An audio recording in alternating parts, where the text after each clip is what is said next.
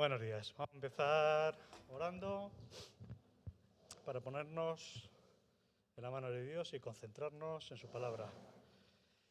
Te damos muchísimas gracias, Padre nuestro, Padre Dios, por bendecirnos con un día más, Señor. Gracias porque podemos acercarnos a tu palabra, a tus consejos, Señor, a tus propósitos para nuestras vidas. Gracias por la iluminación que nos has dado, por guiarnos en el mundo, en la vida. Te pedimos, Señor, sabiduría, humildad para acercarnos a tus consejos, a tu palabra y ser hacedores y no solamente oidores, Señor. Muchísimas gracias por cuanto nos han precedido, Señor, y gracias por tu Hijo Jesús, por habernoslo enviado, Señor, para enseñarnos magistralmente. Te pedimos, Señor, que nos bendigas y que seamos de bendición también para otros. En el nombre de Jesús. Amén. Bueno, un minuto invertimos en repasar lo que visteis, que no puede venir el domingo pasado, que fue el primer capítulo de un libro que vamos a seguir sobre la santidad. Alguien que no sea Eliseo. La idea, las dos ideas, tres ideas principales. Mónica, vente para adelante. Que te vengas para adelante. Que tú eres buena alumna y guapa. Aquí. Gracias, corazón.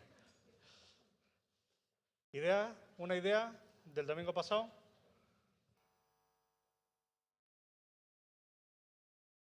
¿Alguien se acuerda de algo? ¿Santidad qué? ¿Qué aprendisteis?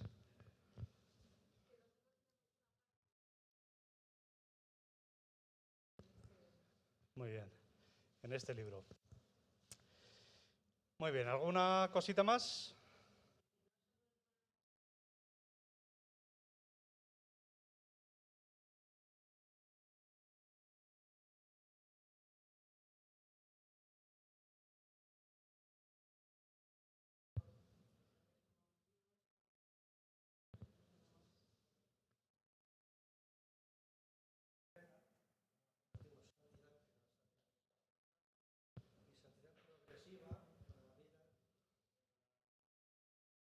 Vale, eso es un concepto muy importante. Lo voy a explicar para Rosy, ¿vale? Que es la segunda vez que viene a la iglesia. Bienvenida, Rosy. Los cristianos en el primer siglo se llamaban, cuando los apóstoles escribían cartas a las iglesias que estaban en ciudades, por localidades, ¿vale? La epístola o la carta de Pablo a los romanos era porque se dirigía por escrito una carta dando el consejo de Dios, las directrices de Dios, ¿vale?, a los cristianos que estaban viviendo en Roma, ¿no?, y que se juntaban como nosotros nos juntamos hoy aquí, ¿no? La carta a los corintios es los cristianos que vivían en Corinto, en Grecia, y entonces son consejos para resolver problemas, dudas, etcétera, de aquellos hermanos. Bueno, Pablo en esas cartas se dirige a esos cristianos como los santos que están en Corinto, los santos que están en Roma, los santos que están en Tesalónica, los santos que están en Galacia, ¿vale? Les llama santos a todos los cristianos. De forma que el concepto correcto, bíblico, cristiano, no es que los santos son los súper guay, que tienen una aureola y que el Vaticano ha dicho tú sí, tú no, después de un expediente apruebo que tú... No, somos todos los cristianos, ¿vale? Pero hay que diferenciar dos conceptos muy importantes, que son los que apuntábamos ahora, y es que somos santos a los ojos de Dios. Dios nos ve perfectos, santos, a todos los cristianos, por el hecho de que hemos reconocido nuestra pecaminosidad, pero hemos puesto a Jesucristo como escudo, por decirlo así, ante el Padre, para que el Padre vea a Cristo en nuestro lugar. Ese reconocimiento, querer nosotros poner a Cristo como intermediario, ¿vale?, hace que el Padre nos vea a nosotros perfectos y somos santos estatutariamente, por así decirlo, por estatus, por el hecho de ser hijos de Dios y haber aceptado el perdón a través de Jesucristo. Dios Padre nos ve santos, perfectos. Pero por detrás del escudo, por detrás de Cristo, nosotros tenemos pecaminosidad y bondad. Tenemos dos naturalezas, ¿vale?, donde seguimos siendo imperfectos. Y en esa pecaminosidad es donde nos referimos a santos en el sentido de santificación continua. Proceso, un camino de ir mejorando progresivamente, ¿vale? De forma que una cosa es la santidad estatutaria o posicional respecto a Dios, porque al cielo no puede entrar ni un solo pecado. Entonces Dios nos perdona, nos limpia, la sangre de Jesucristo nos limpia totalmente de todo pecado. Pero nosotros, mientras estamos aquí en la tierra, seguimos luchando con nuestras imperfecciones. Y esa es la santidad continua, de forma que ese concepto es doble, ¿vale? A los ojos de Dios, perfectos, pero mientras no llegamos al cielo, estamos luchando, ¿vale? Muy bien, pues de eso van a ir estas clases que vamos a hacer ahora 12 clases, más o menos 12 lecciones, ¿vale? Ya veremos cuánto tiempo nos lleva. Y como Jesucristo es un maestro magistral, tremendo, explica las actitudes correctas que tenemos que tener para relacionarnos tanto con Dios como con otros, como con nosotros mismos, ¿vale? Y hoy vamos a ver la cuestión que nos enseña las enseñanzas que nos enseña a través de dos parábolas, principalmente el fariseo y el publicano, pero también el hijo pródigo, tangencialmente la veremos, ¿vale? Porque están ligadas. Vamos a, si os parece, a ver el texto de Lucas 18, del 9 al 14.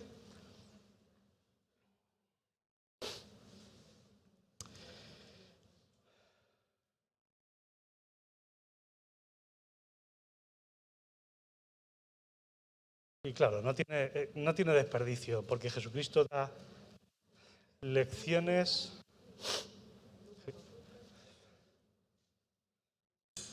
Lucas 18, del 9 al 14.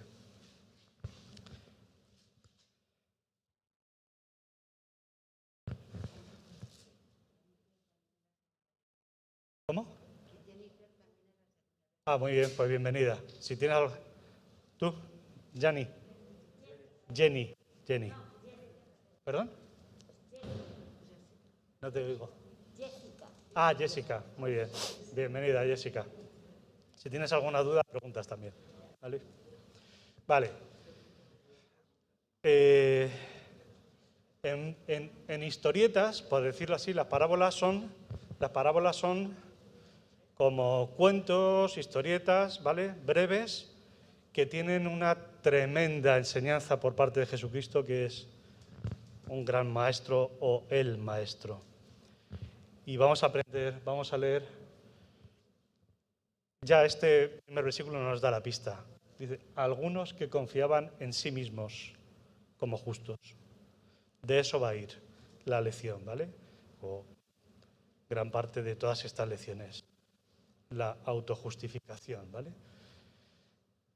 Leemos a unos que confiaban en sí mismos como justos y menospreciaban a los otros, dijo también esta parábola. Dos hombres subieron al templo a orar, uno era fariseo y el otro publicano. El fariseo, puesto en pie, oraba consigo mismo de esta manera. Dios, te doy gracias porque no soy como los otros hombres, ladrones, injustos, adúlteros, ni aun como este publicano. Ayuno 2 veces a la semana, doy diezmos de todo lo que gano. Mas el publicano, estando lejos, no quería ni aun alzar los ojos al cielo, sino que se golpeaba el pecho diciendo, Dios, sé propicio a mí, pecador. Os digo que éste descendió a su casa justificado antes que el otro, porque cualquiera que se enaltece será humillado y el que se humilla será enaltecido. Bueno, tremendo pasaje.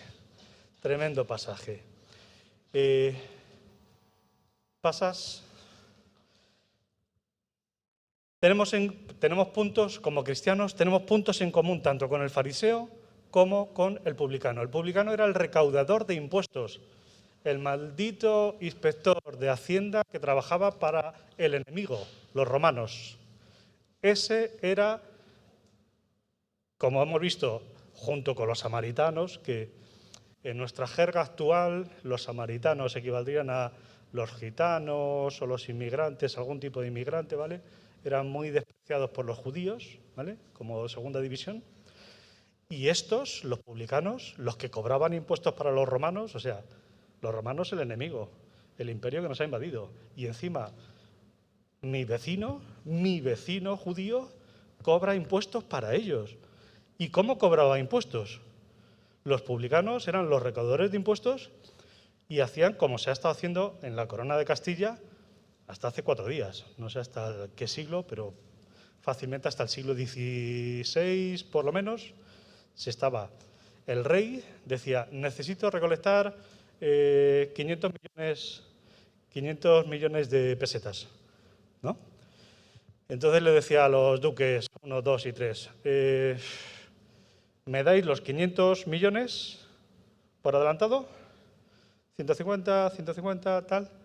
Y vosotros ya os encargáis después de al pueblo recaudar los 500 más lo que saquéis. Y entonces ellos decían, toma, pum, tacatá, y luego ellos recaudaban 700, 800 o 1000. ¿Cuánto? Lo que pudieran, presionando con los soldados, con el aparato del Estado, por supuesto, presionando a los campesinos, a los artesanos, a todo el mundo, para que le pagaran a estos que habían adelantado el dinero. Eso que cobraban, ya ese margen de beneficios no iba para el rey, eran para ellos. Por eso Zaqueo, cuando se convierte, dice, cuando se arrepiente, y al que le haya estafado le devuelvo hasta 3 veces o 5 veces o 10 veces, porque tenían mucha pasta, porque sacaban más que lo que ellos le habían adelantado a Roma. De forma que eran la gente más odiada o de las más odiadas por sus ciudadanos, por sus conciudadanos, porque explotaban, trabajaban para el enemigo y además eran tan injustos, tan egoístas, que extorsionaban sacándoles hasta los ojos, ¿no? Económicamente. Este es el publicano, ¿vale? ¿Hasta qué punto somos suficientemente buenos? Es el fondo, uno de los fondos de estas lecciones. ¿Perdemos o ganamos las bendiciones de Dios en función de nuestras acciones? ¿Pasas? El fariseo y el recaudador. Podemos tener autocomplacencia. Estos dos personajes que vamos a analizar hoy, ¿vale? Nos van a enseñar cómo la posición del fariseo es: yo hago muchas cosas buenas, yo soy muy religioso, yo soy cristiano, evangélico, bautista, soy diácono, soy guay, merezco el perdón de Dios.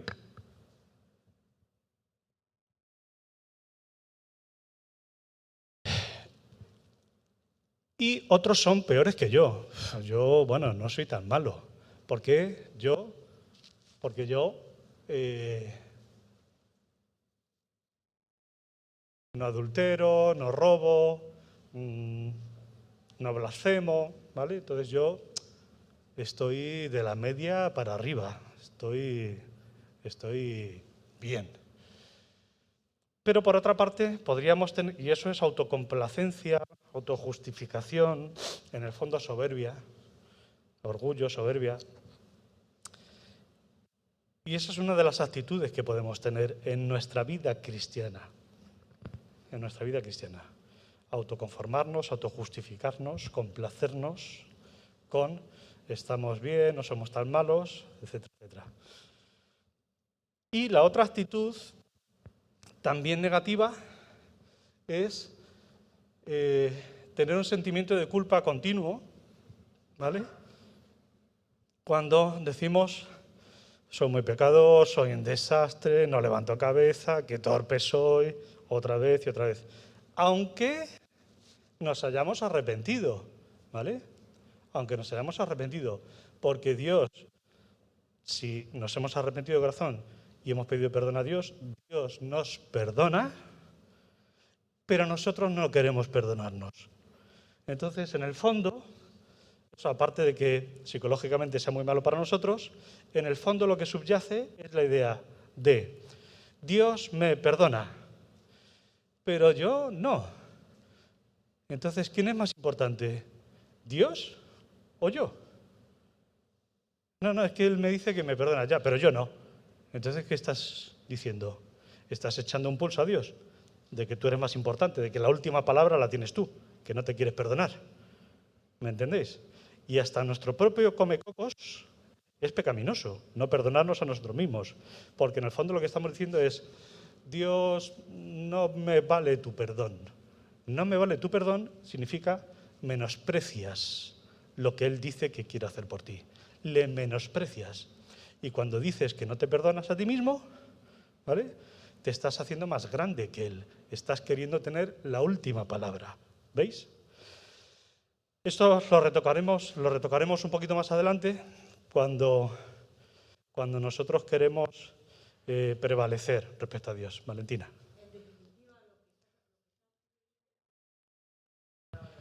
Sí. Sí. Pero yo creo que no solo...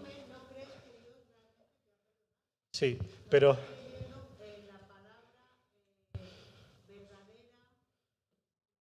Sí, porque no se interioriza, porque te la sabes mentalmente, pero no la has interiorizado.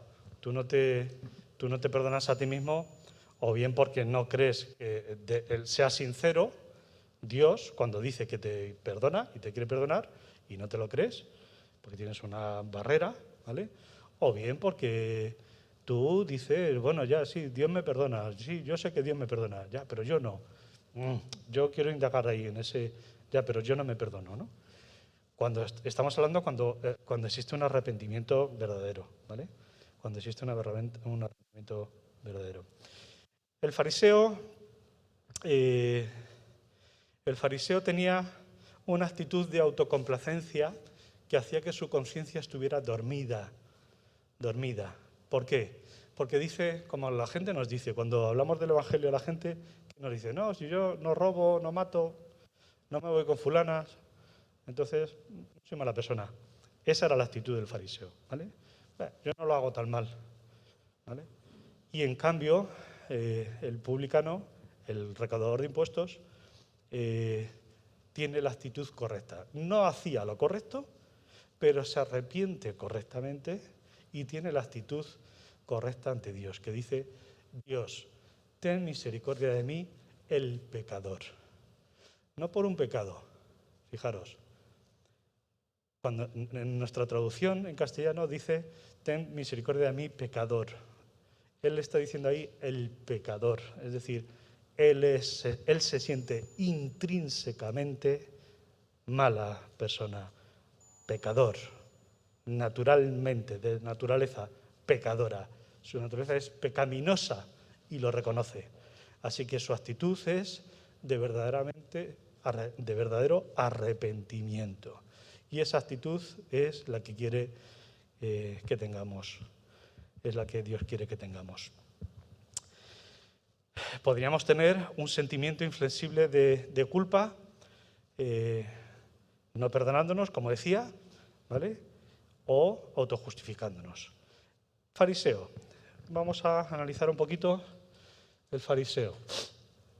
El fariseo significa separado o separatista. Bueno, por repasar un poquito, sobre todo para los que lleváis menos tiempo estudiando la Biblia, entre el último profeta del Antiguo Testamento, antes de Jesucristo, antes de venir Jesucristo, entre el último profeta y Jesús hay 400 años, entre el Antiguo Testamento y el Nuevo Testamento, ¿no?, entre el último profeta y la llegada de Jesús. En esos 400 años, los griegos destruyen el templo de Jerusalén, el segundo templo de Salomón, y entonces en esos 400 años, como no tenían templo, no tenían lugar sagrado para ir a orar, para ir a sacrificar animales y demás, los judíos, aparecen las sinagogas. Aparecen las sinagogas y aparecen grupos religiosos como son los saduceos, los fariseos, los escribas, bueno, y otros muchos, ¿no?, los esenios, etcétera, etcétera. Pero, ¿por qué salen? Porque se dan cuenta de que cuando son invadidos por persas, griegos, romanos, no tienen templo, se les cae el armazón religioso, no tienen ya como nación un sitio santo, sagrado, al que ir a comunicarse con su Dios, porque el templo se lo han destruido los invasores griegos. Entonces, ¿qué es lo que hacen? Recapacitan correctamente y dicen, bueno, no tenemos el gran templo de Salomón, pero sí tenemos la palabra de Dios, las Escrituras, el consejo de Dios. Por tanto, lo que vamos a centrarnos, ya que no podemos tener un gran templo monumental, es en estudiar en profundidad la palabra de Dios. Y entonces, los fariseos son un grupo que surge en esos 400 años para empollarse el Antiguo Testamento, empollarse la Biblia que estaba escrita hasta ese momento. Y son muy categóricos. Los saduceos, recordáis de otras lecciones, los saduceos eran de donde salían la casta de los sacerdotes. Los saduceos solo creían que Dios había inspirado los 5 primeros libros de Moisés: Génesis, Éxodo, Levítico, Números y Deuteronomio. Los saduceos solo creían que la palabra de Dios era eso. Mientras que los fariseos sabían o pensaban que era todo el Antiguo Testamento. Esos 5 libros más todos los profetas mayores, menores, Job, Salmos, Cantares, etcétera, etcétera. Esos eran los fariseos. Por lo tanto, eran los teólogos más expertos, junto con los escribas, que eran los maestros en las sinagogas, eran los que manejaban las escrituras, la teología, la doctrina, al dedillo, al dedillo. Ellos vivían para tratar de conocer al dedillo las escrituras y ponerla en práctica metódicamente. Y digo metódicamente. Cuando Jesucristo dice a sus discípulos, haced lo que ellos dicen, pero no lo que ellos hacen. ¿Vale? Trataban de llevarlo de una forma mecánica, el cumplimiento de todo lo que sabían, que se lo sabían de memoria. Ese es el fariseo y significaba separatista. ¿Por qué? Porque se consideraban separados de los demás, ¿vale? Eran hombres dedicados a negocios, a las relaciones sociales, se oponían a las políticas del sumo sacerdote en muchas cuestiones y después de la caída del Segundo Templo trasladaron sus prácticas hacia las sinagogas, ¿vale? Como decía, como no había templo grande, empezaron a surgir las sinagogas que eran pequeñas capillas, ¿vale? Iglesitas, podríamos decir, donde estudiaban las Escrituras. Y las Escrituras, no los sacrificios de animales, las Escrituras se convirtieron en el foco de atención principal, el centro de su liturgia, por así decirlo. Bien. ¿Qué aspectos positivos podemos sacar del fariseo? Pues que tenía una sana doctrina, ¿no? Jesucristo dice, haced lo que ellos dicen. Cuando los saduceos y los fariseos tratan de meterle el dedito en el ojo a Jesucristo y le preguntan por la resurrección de los muertos, los fariseos creían en la resurrección de los muertos, en la vida en el más allá, en el cielo. Pero los saduceos no. Los saduceos no creían en la resurrección. Pensaban que Dios beneficiaba o castigaba o daba cosas buenas y malas aquí en la tierra y después se acabó. Todo estaba aquí en la tierra. Eso eran los saduceos, que tenían el poder religioso político más que los fariseos, ¿vale? Por decirlo así, eran como la jerarquía política, ¿vale? Y entonces a veces tentaban a Jesucristo diciendo, oye, cuando esta mujer muera, ¿con quién va a estar en el cielo? ¿Con el primer marido? ¿Con el segundo? ¿O con el tercero? ¿Os acordáis de ese pasaje?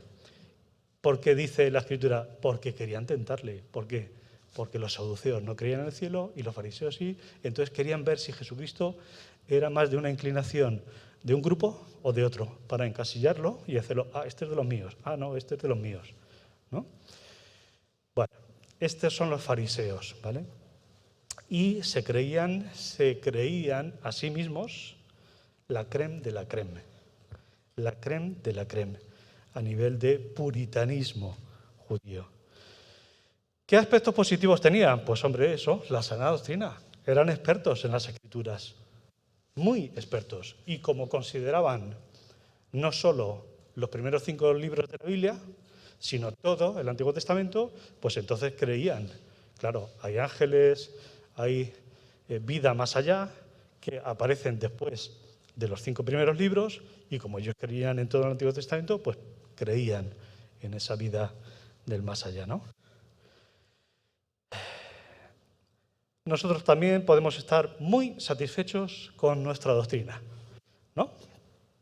Y a mí me hace mucha gracia y pongo mi barrera cuando oigo a alguien que nada más conocerme dice, no, pues yo tengo la buena doctrina, porque yo he tenido un pastor que me ha enseñado la sana doctrina, ¿no? Cuando alguien se presenta nada más comenzar diciendo, en esta iglesia se predica la sana doctrina, en esta iglesia, es una pregunta, ¿en esta iglesia se predica la sana doctrina? ¿Se enseña la sana doctrina? ¿Quién te va a decir que no? Todo el mundo cree que tiene la sana doctrina, ¿no? Estos creían que tenían la sana doctrina, los fariseos, la creen de la creen, porque eran los más estudiosos. Pero no garantiza nada. No garantiza nada. Porque si no vives la práctica, si no ves el fondo que hay detrás de las palabras, si no lo aplicas de corazón, por mucho que tengas una sana doctrina teórica y tengas un catecismo o una declaración de fe o un estatuto de creencias, no te vale para nada. No vale para nada. Así que este es el fariseo, un experto en doctrina y un tío escrupuloso con sana doctrina, ¿vale? Y eso es positivo. Preocuparse, a diferencia de los saduceos, de ver lo que decía todo el Antiguo Testamento, no solo una parte y tal, eso es positivo, ¿vale? Pero no es suficiente. Es positivo, pero no es suficiente. Y más aspectos positivos. Es que ayunaba 2 veces a la semana. Que en esta serie que estamos dando de lecciones, vemos que son disciplinas espirituales, son cosas buenas a practicar. Cosas buenas a practicar. Ayunaba 2 veces a la semana. Era obediente. No era ladrón, no era injusto, no era adúltero, como él dice, Señor, gracias porque no soy como este pecador y no soy adúltero y no soy como esos golfos. Bueno, vale, esos pecados no los hacía, eso es positivo, ¿no? Era obediente, por lo menos en lo grande, ya veremos, y además daba el diezmo. Madre mía. Me he quedado sorprendido. El autor este que estamos siguiendo, no sé de qué año es el libro, ¿vale?, que estamos siguiendo, y no sé si Scott puede tener más conocimiento de eso. Dice que en Estados Unidos, él es estadounidense, claro, en Estados Unidos solo el 4% de los cristianos protestantes diezma. El 4%. El 96% racanea. Porque claro, como no está el diezmo en el Nuevo Testamento, su interpretación es, me lo ahorro, porque mis circunstancias, ¿no?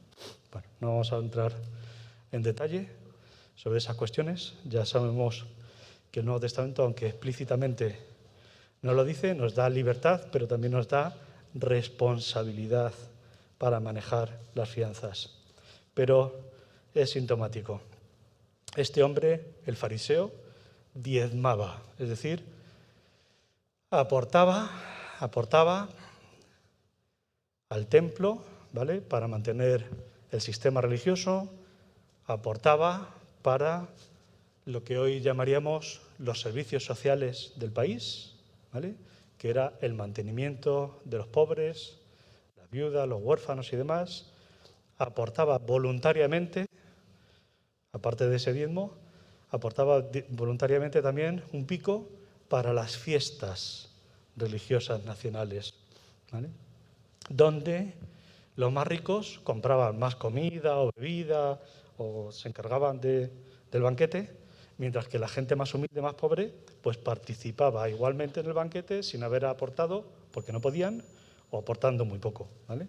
Entonces, la gente diezmaba, ¿vale? No podemos hacer paralelismos con nosotros, evidentemente, ya lo hemos visto en otras ocasiones, porque nosotros desde la Iglesia no mantenemos ni el Ministerio de Hacienda, ni los servicios públicos de servicios sociales, ni pensiones, ni tal. Se encarga el Estado, ¿vale? Entonces no había Estado que se encargara de eso y eran voluntariamente los creyentes fieles los que aportaban económicamente para la ayuda a ese sistema público de ayuda a necesitados y demás, ¿no?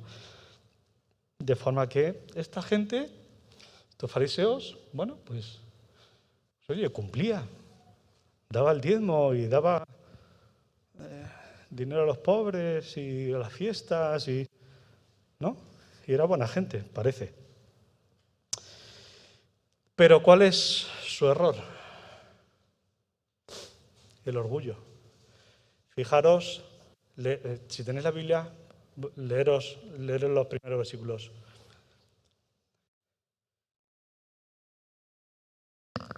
Dice, ¿cuál era el 18? Aquí. El 11, dice, el fariseo puesto en pie oraba consigo mismo. De esta manera a Dios. Oraba consigo mismo. ¿Qué quiere decir eso? Que no se estaba dirigiendo a Dios. Estaba enamorado de su voz, podemos decir. Le encantaba escucharse a sí mismo. Le encantaba escucharse a sí mismo, diciendo, qué guay soy. Señor, gracias porque me has hecho casi perfecto. Porque yo no soy como esta chusma y esta chusma. Yo soy guay. Pero se lo estaba diciendo él a sí mismo. Se estaba autocomplaciendo, se estaba autojustificando, se estaba halagando los oídos a sí mismo. Porque a Dios no se le puede engañar. A Dios no le podemos engañar. Y cuanto más tardemos en ser sinceros con nosotros mismos y con Dios, menos tiempo perdemos. Porque Dios no puede ser engañado. Y este pretendía justificarse a sí mismo y decir, Dios, gracias porque me has hecho así, o yo soy así, en vez de pedir misericordia de Dios por todos los pecados, que no eran esos 3 grandes, ¿no?, pero por todos los pecados que tenía. El primero de ellos es el orgullo, ¿vale? El primero de ellos es el orgullo. Y como segundo apunte, pues podemos decir eso, el orgullo que lleva a la autojustificación. Y la autojustificación significa que no necesito a Dios, no necesito que Dios me perdone, porque yo me perdono a mí mismo. Al contrario de la otra actitud que veíamos de si Dios me perdona, yo no me quiero perdonar a mí mismo, porque también es erróneo, ¿vale? Pues este decía, no necesito el perdón de Dios, soy tan bueno, que no necesito el perdón de Dios. Porque Dios me ha hecho de forma que no soy como esta gentuza, soy mejor. ¿Vale? Esa actitud es malísima, es errónea. Errónea. Y tenemos que aprender de esta parábola, de esta enseñanza, no solo para el antes de ser creyentes y posteriormente a ser creyentes, sino como creyentes. Podemos seguir viviendo nuestras vidas con un estilo de pensamiento de autojustificación, de calmar nuestras conciencias y de no pedir la misericordia, el perdón de Dios, la gracia de Dios, el regalo gratuito de Dios. Gracia significa regalo gratuito, gracia de gratis, ¿vale?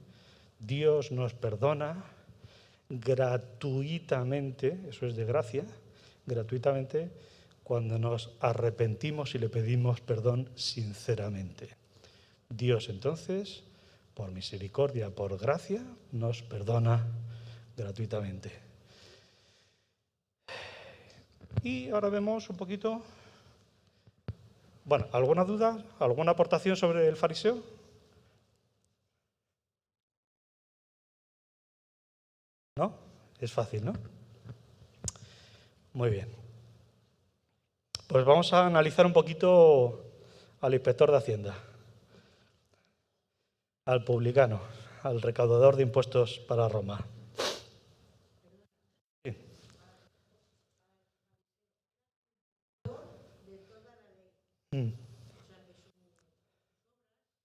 Sí. Sí. Vale, yo lo interpreto, creo que lo tenemos que interpretar como formalmente, externamente, ¿vale? Externamente, aparentemente, cumplía con todo, pom, formalmente, ¿vale? Pero en su corazón, claro, no llega, porque eso es, y él sí conocía a Ezequiel, ¿vale? Y conoce a Isaías. Dios no quiere solo los sacrificios, Dios no se conforma con los sacrificios y con los rituales visibles, sino que lo que busca es la sinceridad de corazón, el amor de corazón. Eso lo explica perfectamente Isaías y Ezequiel. Y él como fariseo lo sabía aquí, Pero entre aquí y aquí, pues hay una distancia muy, muy, muy lejana, de años luz a veces, ¿no? Como nosotros. Sabemos mucha doctrina, mucha sana doctrina, pero entre eso y a veces nuestro corazón que motiva nuestra práctica, cariñosa, respetuosa, amorosa, paciente, etcétera, etcétera, luego lo vamos a ver, u otro día, hay una distancia entre nuestra teoría y nuestra praxis, la suya, pero también la nuestra. ¿Por qué? Porque, insisto, estas enseñanzas están escritas para creyentes y para no creyentes. Timoteo nos dice que toda escritura es inspirada por Dios y útil para enseñarnos a nosotros, para convencernos, para redarguirnos, para instruirnos, ¿vale? Y que las cosas anteriores, como dice Hebreos, han sido escritas para nuestro beneficio también, ¿no? Muy bien, pues el publicano. Vamos a ver. Sí.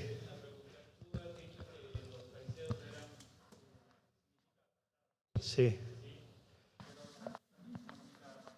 Santo. Bueno, por lo menos, claro, se parece, ¿vale? Yo entiendo, el concepto es similar al de santo, que significa separado, apartado para Dios, ¿vale? Pero mientras que nuestro concepto de santidad es apartados del mundo para Dios, ¿vale? Yo entiendo que ellos en la práctica lo que hacían era segregarse del resto. Eran apartarse de los mediocres o de los malos. Y claro, ¿quién es malo? Ah, amigo. Es que eso ya no lo decía Dios, eso ya lo decían ellos. El samaritano es malo, la prostituta es mala, el cobrador de impuestos es malo, los pecadores con pecados visibles. Oh, yo no me junto con esa gente. Jesucristo les tiene que llamar la atención. Jesucristo se juntaba con prostitutas, con publicanos, con pecadores, y los fariseos y los socios le criticaban, de forma que ellos se llaman fariseos, apartados, pero no en el sentido correcto que nosotros tenemos de apartados del mundo para agradar a Dios, sino en el sentido social, que es un error, de élite, sí. Ellos pensaban que querían separarse de lo mediocre o lo malo y ser la creen de la creen social. ¿Para Dios? Pues sí, a lo mejor también tenían esa intención. Pero la verdad es que lo que se convierten es en algo negativo. Y eso también tenemos que tener mucho cuidado nosotros, ¿eh? Lo vamos a ver más adelante, no solo porque nos separemos físicamente de los malotes o que tienen pecados visibles peores que los nuestros, ¿vale? Porque muchas veces nosotros catalogamos los pecados en función de la visibilidad, ¿vale? Pero bueno, eso es un poquito más adelante. Ahora, el publicano comienza, la verdad es que esta es el samaritano, el hijo pródigo y esta parábola son tremendas. En unas poquitas frases, en 4 o 5 versículos, hay tanta riqueza que es tremendo la sabiduría que Jesucristo transmite con esta enseñanza. Fijaros, Mónica, o alguien que tenga gafas. ¿Cómo comienza a orar el publicano? Mas el publicano, estando lejos, no quería ni aun alzar los ojos al cielo, sino que se golpeaba el pecho diciendo: Dios, sé propicio a mí, pecador. Vale, fijaros. El publicano, que sabe que es mala gente, que es pecador, no se atreve, lejos de ser como el fariseo, orgulloso, prepotente, ni se atrevía a levantar los ojos al cielo para dirigirse a Dios, sino que se humillaba, le daba vergüenza dirigirse a Dios por los pecados que tenía. Y no empieza a vacilar, a alardear de qué guay es, porque, bueno, aunque soy cobrador de impuestos para Roma, pero yo también ayudo a los pobres, o no sé qué, o doy para el templo, que a lo mejor lo hacía, a lo mejor hacía cosas buenas, sino que Jesucristo lo que nos dice aquí es su actitud tenía tal conocimiento de su pecaminosidad que él no dice: Dios, tengo este pecado y este pecado, porque el fariseo sí se atreve a decir: yo no adultero, yo no robo, yo no sé qué. Hace 3 o 4 pecados muy visibles y dice que él no los hace y por eso es bueno. Este hombre, fijaros, primero se avergüenza de sí mismo. Le cuesta dirigirse a Dios para pedir perdón, para dirigirse a Dios. Y además su actitud es: Dios, ten misericordia de mí, que soy pecado.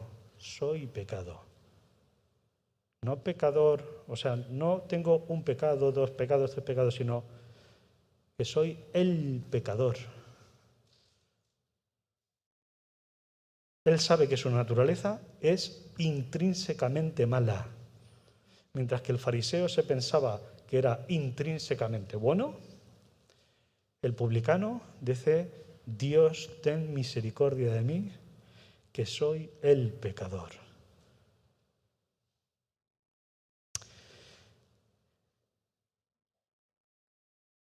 Era consciente de que la forma de ejercer su trabajo estaba mal, pero podemos decir en cuanto a su trabajo, ¿vale? El pasaje no amplía más datos, ¿vale? Pero lo que sí está claro es que él es consciente de su pecaminosidad. Y ese es el primer paso que tenemos que tener para dirigirnos a Dios: la sinceridad. Cuando nos camuflamos, nos autojustificamos como el fariseo, estamos perdiendo el tiempo. Estamos perdiendo el tiempo con nosotros mismos y con mejorar y con avanzar en la santidad, en la pureza, en la perfección, ¿no? Este hombre sí es consciente de su pecaminosidad, intrínseca, no por un pecado concreto, sino en general. No solamente pedía perdón por algunos pecados, sino que imploraba misericordia por ser pecador. No se comparó con nadie. El fariseo decía, gracias porque yo no soy como este y este. El publicano dice, Señor, ten misericordia de mí, que no soy digno. Y no se mete en comparaciones con nadie. Es Dios y yo y yo y Dios. Porque si yo cuando oro o me tengo que arrepentir, me comparo contigo, estoy, ¿qué? ¿Mareando la perdiz? Perdiendo el tiempo. Yo tengo que arrepentirme de mis pecados. Tengo que ser sincero con Dios, yo mismo, conmigo mismo y con Dios. Quinto, suplicó misericordia a Dios. Es que el fariseo no llega ni a pedir perdón a Dios. No pide ni misericordia a Dios. Ora como dando un discurso de qué guay soy. El publicano pide la misericordia de Dios. Y eso es lo que Dios quiere que hagamos. Que tengamos arrepentimiento sincero, voluntad de mejorar y pedir la misericordia, la gracia, el perdón. ¿Qué significa misericordia o gracia? Es un perdón, una ayuda inmerecida. No merecemos que Dios nos perdone, que Dios nos ayude, porque no somos intrínsecamente buenos. Somos mezcla y somos malos, ¿vale? Pero no nos merecemos que Dios, como ocurre en la parábola del hijo pródigo, la actitud del hijo pródigo es: iré a mi casa, volveré a mi padre, después de que las cosas me han ido mal por el mundo, y le diré, Padre, no soy digno de ser llamado o tratado como hijo tuyo, pero hazme un huequecito como un criado. Es consciente de que no somos dignos por nosotros mismos, sino que lo que somos, como dice Pablo, lo somos en Cristo. Lo somos por la misericordia de Cristo. Este hombre, el publicano, suplicó misericordia a Dios y reconoció que no tenía justicia propia, sino que necesitaba recibirla gratuitamente de Dios. ¿Hay algún aspecto negativo que veamos en él? ¿Jesucristo señala algún aspecto negativo? Claro.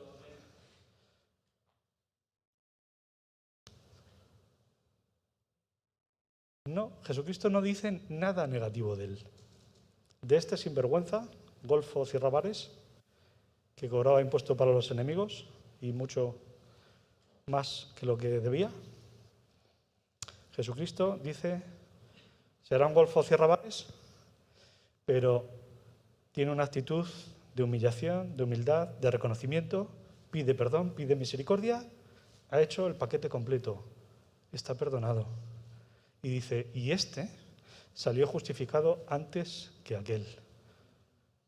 Yo diría, Jesucristo dice, antes que aquel. Bueno, no sabemos a qué yo no sé a qué se refería Jesús, porque yo entiendo que el otro no estaba justificado.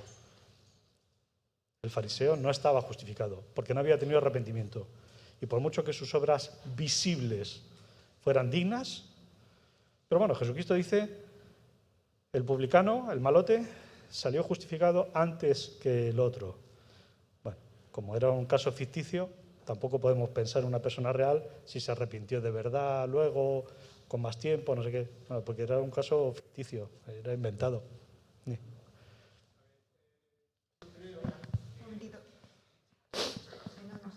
Muchas gracias, sonido. Sí. A ver, yo creo que este pasaje sí que la verdad que es muy ilustrativo, ¿no? Y estaba pensando que, bueno, yo particularmente creo que soy un poco fariseo y un poco publicano también, ¿no? Claro, somos las dos cosas. Somos las dos cosas. Las dos cosas, ¿no? Porque muchas veces sí que es cierto que he pensado, ¿no? Que soy cristiano y que soy una persona entregada y que puede hacer que esté en otro nivel frente a otras personas, ¿no? Así que sí que lo he pensado.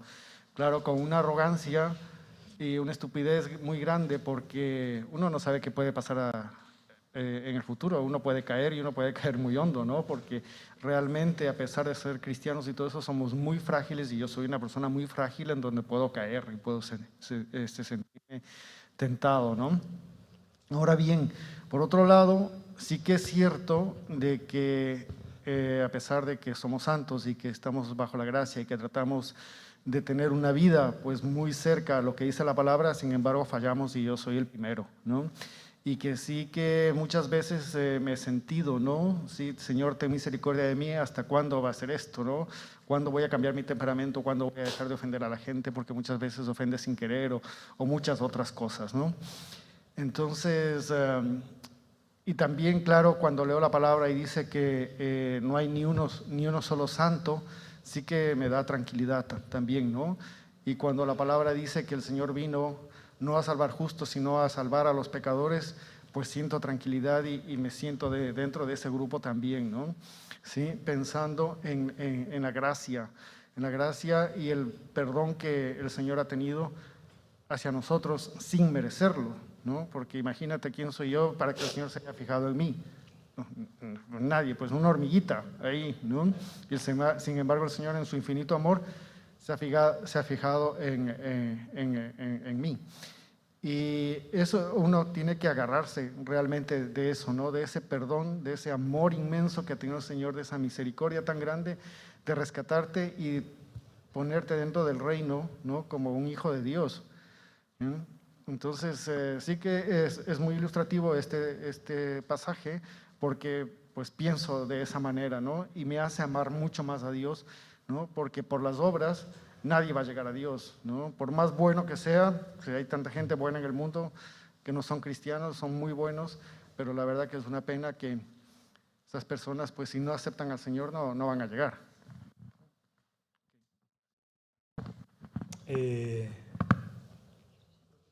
Ya. ¿Está encendido? Sí. ¿Jessica o Jennifer? Jessica. Toma. ¿Alguna duda, algún comentario? ¿Algún comentario que te surja? ¿Una opinión? Me he quedado en blanco. ¿Eh? Ya. No pasa nada. ¿Has entendido el análisis, la explicación de todo? Bueno, de todo, lo principal. Bueno, sí. Ay, ahora no. ¿Te parece que nos sentimos identificados? ¿Nos sentimos identificados con un personaje y con otro? A ver, hasta donde yo he entendido, es verdad que, como dice aquí el hermano, que somos iguales, porque hay momentos en que nos alabamos y hay momentos en que nos sentimos inferiores, ¿no? Y cuando Jesús hizo esa comparación del publicano y el fariseo, yo también a veces me siento igual, ¿no? A veces me siento superior a una persona y a veces inferior, y lo que estoy aprendiendo ahora es que cuando uno tiene a Cristo en el corazón, lo que menos tienes que hacer es ni ser ni más ni menos, lo que más o menos yo entiendo. Muy bien, muchas gracias. Me ha recordado un versículo de Pablo que dice: ninguno tenga más alto concepto de sí mismo que el que debe tener. Rosy, tu opinión. Un comentario que quieras hacer. A mí me ha encantado, vamos, bueno, ya sabéis que soy nueva a la iglesia y se me ha quedado muy marcado el comentario que has hecho del pulso con Dios sobre el arrepentimiento, ¿no? En la autoflagelación que tenemos muchas veces y bueno, en efecto me he sentido identificada con ambos personajes y bueno, me pongo nerviosa, perdón. Simplemente es aceptar a Dios en nuestro corazón. Muy Es lo bien. que siento. Muchas gracias.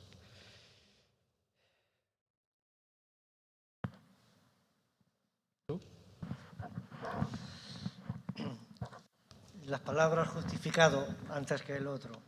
La palabra justificado, este fariseo no fue justificado. Hay otras versiones que aclaran que no es la palabra justificado, es otra, diciendo pues que no fue justificado. Nada, ¿vale? Solo eso.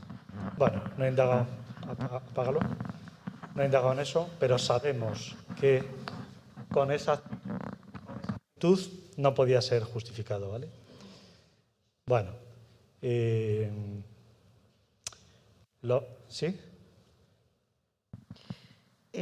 Estaba recordando un texto que me viene en relación a esto y cómo podemos perder el norte de lo que Dios nos manda. Hay un espíritu, un fondo para todo, ¿no? Y el texto de 1 Samuel 16:7, porque Jehová no mira lo que mira el hombre, pues el hombre mira lo que está delante de sus ojos, pero Jehová mira el corazón. Eso puede tener hasta una doble lectura. Para mí personalmente me da mucha tranquilidad. A lo mejor las personas no me pueden entender, Claro. pero si una persona es sincera, Dios lo sabe. Entonces, eso es lo que busca el Señor, sinceridad de corazón. Sí. Afortunadamente cada uno de nosotros y cada persona de la historia de la humanidad va a ser juzgada por Dios. Afortunadamente. Porque si nos tuviéramos que juzgar unos a otros, cometeríamos unos errores.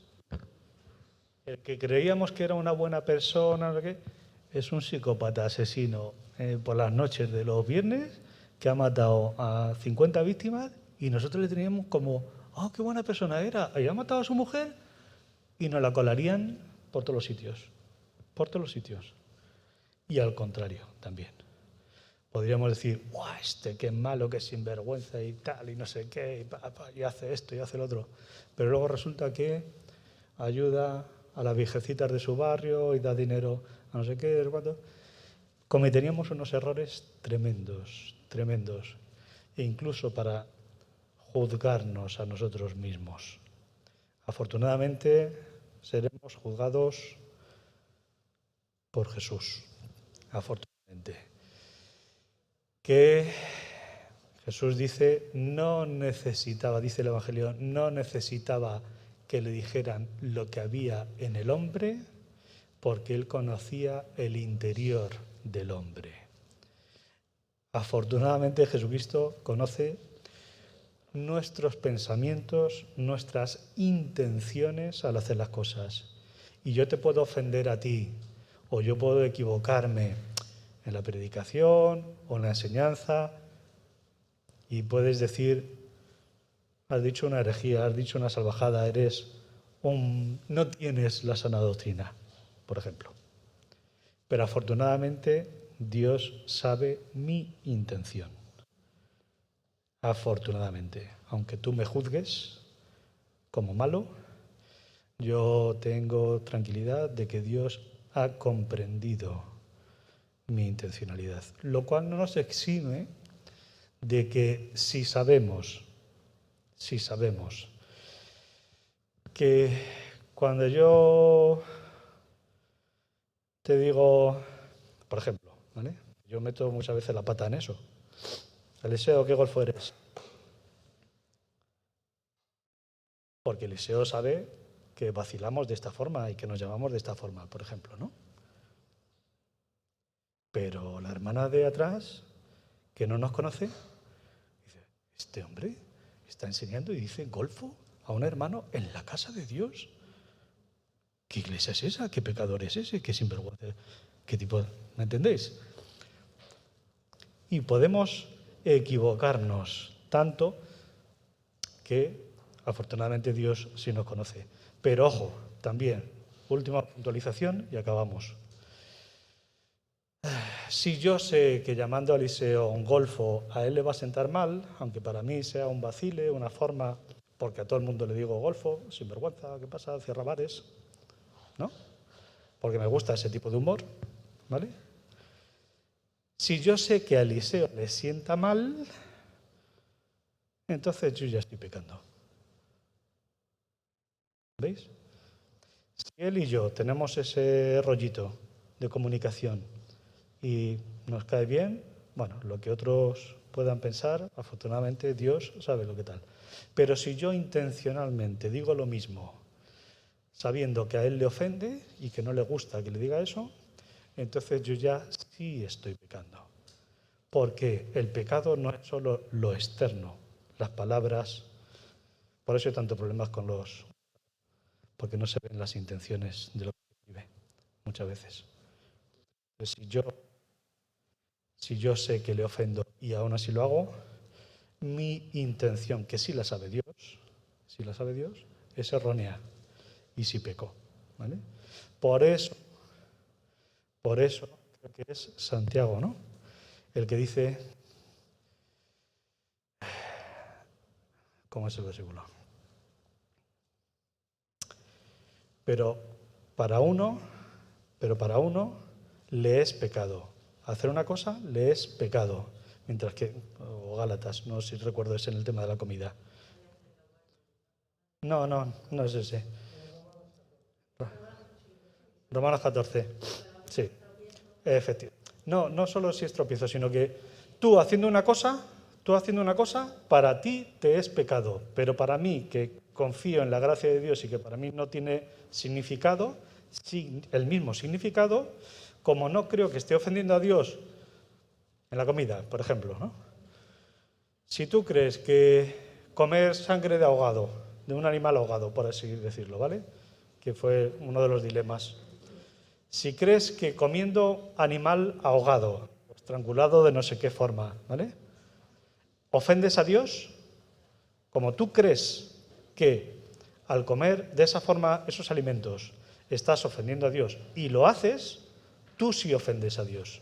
Porque tu intencionalidad es, no me importa que esté ofendiendo a Dios, voy a hacerlo.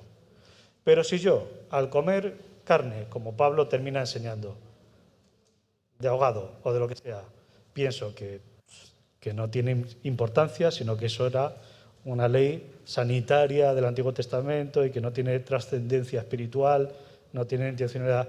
No creo que esté ofendiendo a Dios, entonces yo, si como ese mismo bicho ahogado, no peco. Uno lo hace, lo mismo, y está pecando. Y otro hace lo mismo y no está pecando. ¿Por qué? Porque la intencionalidad, al querer desobedecer según uno a Dios, está pecando porque cree que está desobedeciendo a Dios y aún así por narices lo hace. Pero yo, que no creo que estoy desobedeciendo a Dios, en mi corazón no me estoy rebelando contra la autoridad de Dios y por tanto no estoy pecando. ¿Vale? Muy bien, seguiremos el domingo que viene con esta lección. Analizaremos los pecados grandes y los pecados pequeños, los pecados visibles y los pecados invisibles, ¿vale? Para autoanalizarnos. Que el Señor nos bendiga.